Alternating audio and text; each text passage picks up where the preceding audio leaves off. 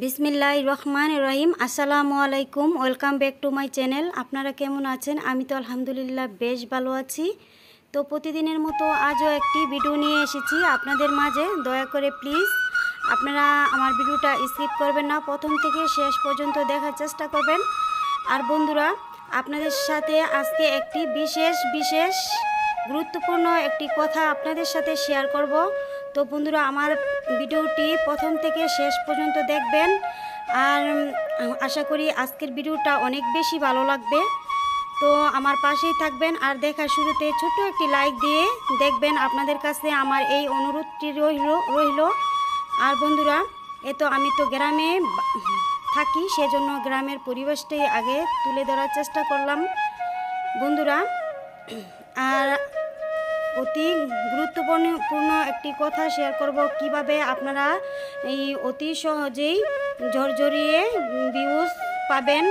আর নতুন ভাই বোনদের জন্য কিছু কথা, এটা হচ্ছে টিপস। যে সবাই বলে যে আমার ভিডিওতে ভিউজ হচ্ছে না, সাবস্ক্রাইব হচ্ছে না, কিভাবে সাবস্ক্রাইব ভিউজ আসবে সেই কথাটি আপনাদের সাথে শেয়ার করব। তো বন্ধুরা, আমার পাশে থাকবেন। আর এই তো সকালবেলা থেকে আমি কাজে লেগে পড়লাম। আমার সবজি বাগানে আমি পানি দিচ্ছি, পানি দিয়ে তারপরে আমি নাস্তা বানিয়ে তারপরে বাজার আনবে আজকে তো বাসায় কোনো বাজার নেই, সেজন্য বাজার আনতে গেছে মাস্টার আব্বু। আর বাজার আনার পরে তারপরে আমি রান্নাবান্না আপনাদের সাথে শেয়ার করব যতটুকুই পারি। আর পুরোটা তো আমি শেয়ার করতে পারবো না, কারণ ভিডিও অনেক লম্বা হয়ে যাবে, সেজন্য যতটুকুই পারি ততটুকুই আপনাদের সাথে তুলে ধরবো।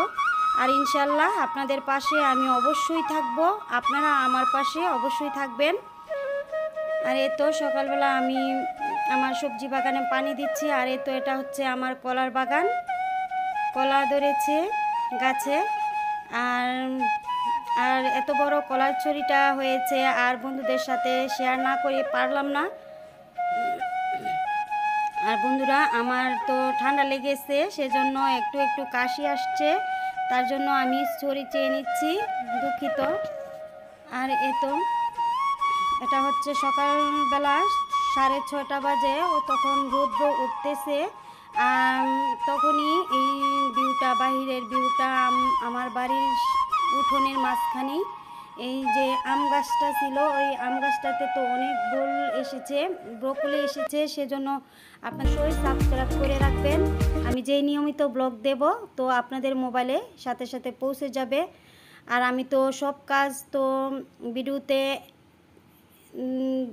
তুলে ধরতে পারি না, কারণ সব কাজ তো তোলা সম্ভব না। আর আমার মেয়ে তো একটু অটিস্টিক, আপনারা সবাই জানেন, আপনাদের সবার সাথে আমি ভিডিওতে শেয়ার করি, সেজন্য তো সব কিছু আর একসাথে হয় না তেমনভাবে। আর এখন এই যে মাছ ধোয়া শেষ আমার, মাছ ধোয়ার পরে তারপরে এই মাছ আমি প্যাকেটিং করে তারপরে ফ্রিজে রাখবো। আর কিছু মাছ রাইখা দিচ্ছি আমি রান্না করার জন্য। লাউ দিয়ে চিংড়ি মাছ দিয়ে রান্না করব, আর তেলাপিয়া মাছ আমি ভুনা করব, পেঁয়াজ দিয়ে পেঁয়াজি করব। আর বাংলাদেশে তো অনেক গরম পড়েছে, সেজন্য আর অনেক রৌদ্র ওঠে, সেজন্য লাউ রান্না করব আজকে আমি।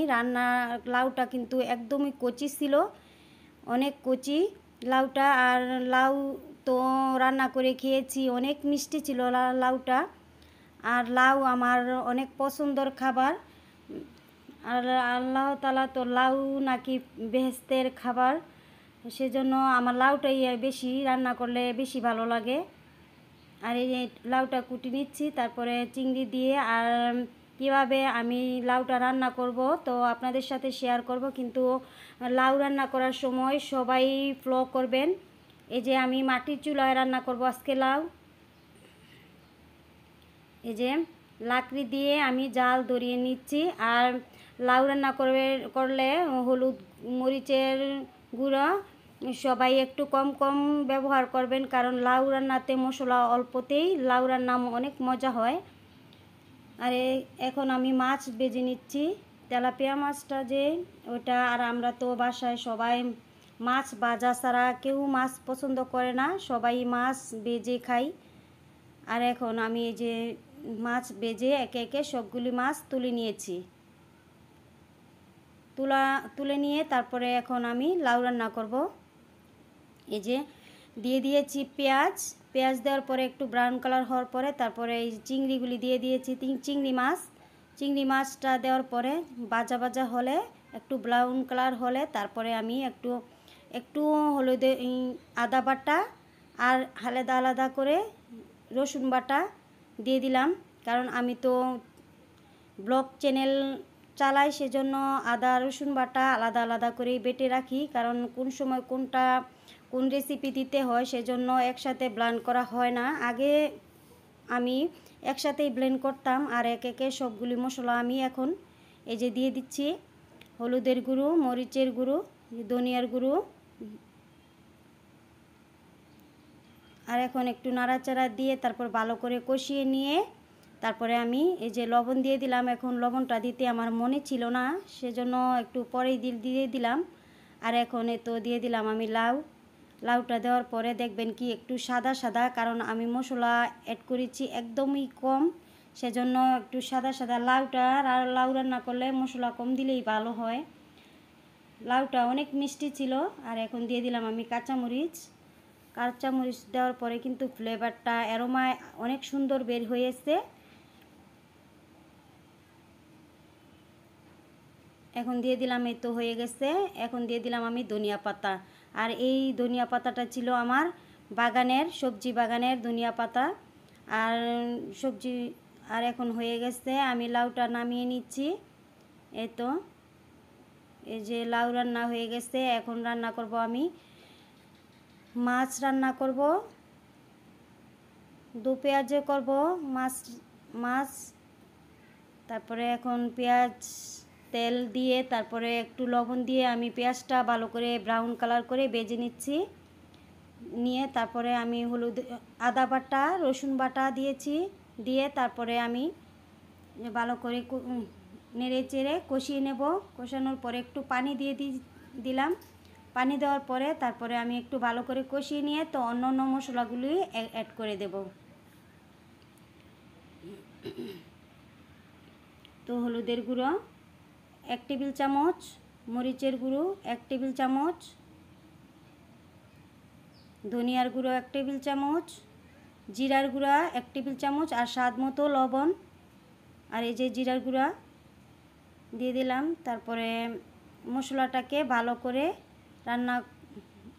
কষিয়ে আর এখন এই যে টমেটো দিয়েছি। তারপরে রান্না তো হয়েছে। মনের মাধুরী দিয়ে রান্না করলে রান্না অনেক সুন্দর হয় আর খেতে অনেক ভালো লাগে। আর এখন এই যে ভাত বসিয়েছি, ভাতের বলক আসতেছে। এখন ভাত হয়ে গেছে, এখন আমি খাবো।